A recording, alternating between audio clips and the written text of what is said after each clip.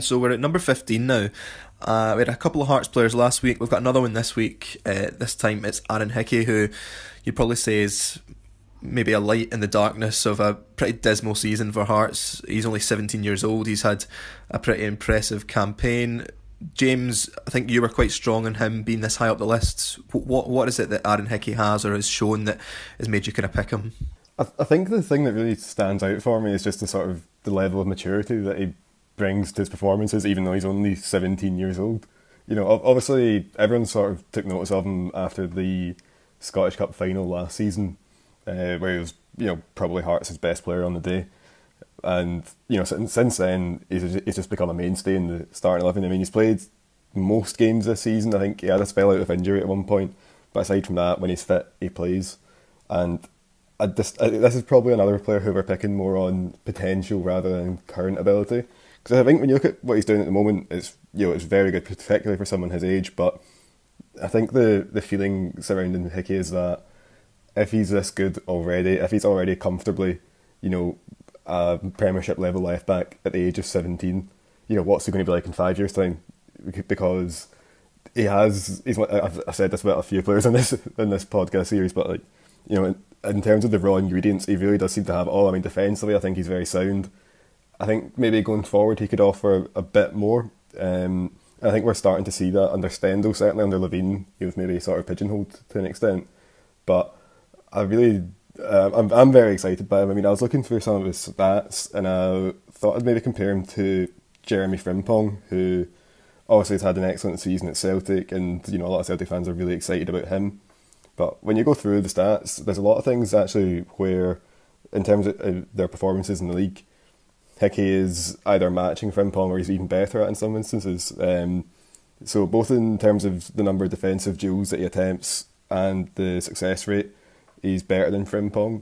Now, obviously part of this is down to the role. I mean, you expect him to attempt more defensive duels because Hearts have less of the ball than Celtic. But as I say, his tackling success is marginally higher. He completes a lot more interceptions. Again, that's to be expected. And while Frimpong completes a lot more passes, their passing accuracy is actually roughly the same. It's Hickey's on 82.1%, whereas Frimpong's on 82.9%. And one of the things that I found really interesting was actually that Frimpong commits more fouls on average than Hickey. And I mean, for both players, it's relatively low, but they are. But it's still interesting, I think, that Frimpong, given that he's probably the more attacking player of the two, still ends up committing more fouls.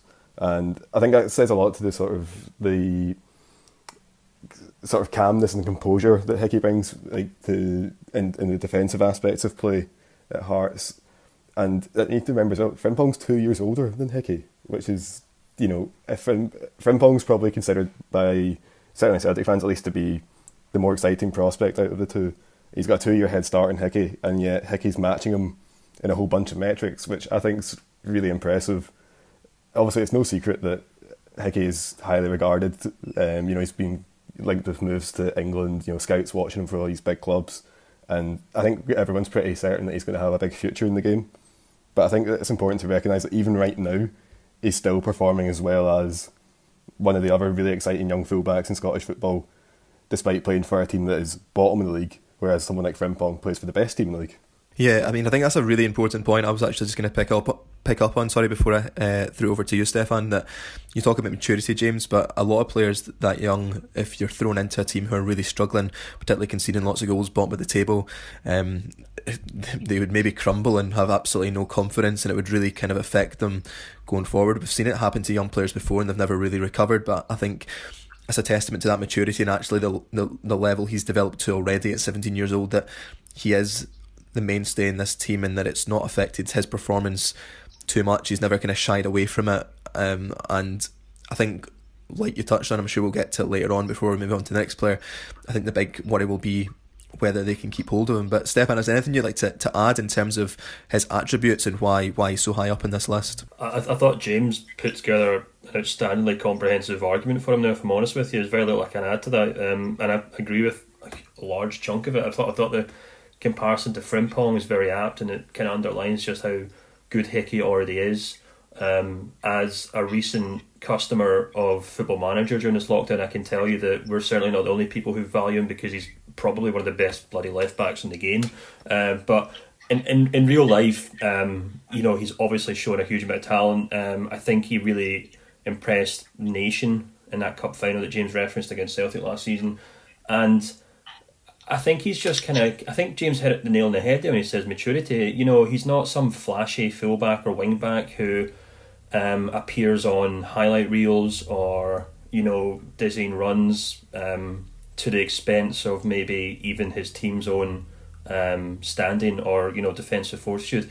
He's just seems to be a very young player who knows how to do the job. And if I had to make a comparison, I think he actually really reminds me of like a young Kieran Tierney, in the way that Tierney kind of came out of nowhere in that Celtic team and very quickly established himself as not an exciting attacking fullback, although he was that, but he was also just a very solid, mature defender from the get-go.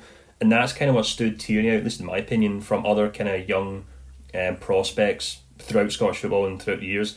He really stood up. He really seemed to me be heads and shoulders above the usual hyperbole around exciting young players, because he already had maturity. He already seemed to be able to deal with the occasion of obviously playing at Celtic Park every week, and that was obviously became apparently clear when he built really strong bonds with some of the more mature players in the squad, and then ultimately went on to become vice captain, if I'm not mistaken, or at the very least he wore the captain's armband from time to time. So Hickey really kind of strikes me as a kind of similar player to that, and not only being one who has outstanding physical attributes and technical ability, but he looks like a young player who really has his head screwed on properly, and a player who, despite already been this exciting throwback, he's already so incredibly reliable for Hearts. And I think that, and I'm just kind of echoing what James here said there, but that to me is why he really stands out as such an exciting young player.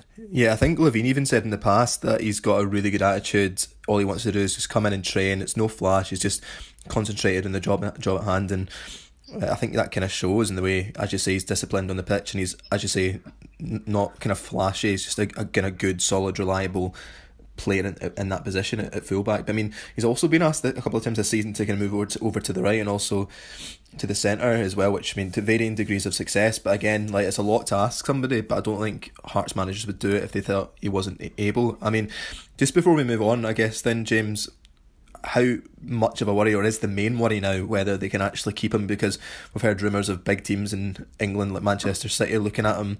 I guess, is that the main worry? And is it that, what do you think, should he move on if he was offered that kind of contract, or do you think it's better for him to stay at Hearts for the time being? I think it's certainly better to stay at Hearts and be guaranteed game time. I think that's, we said it throughout the series, that's the most important thing for any young players, to be playing games, particularly at this age. And even if that does end up being in the Championship next season, unless he's going to a team where he's guaranteed a first team spot, I would be very wary of moving if I were him.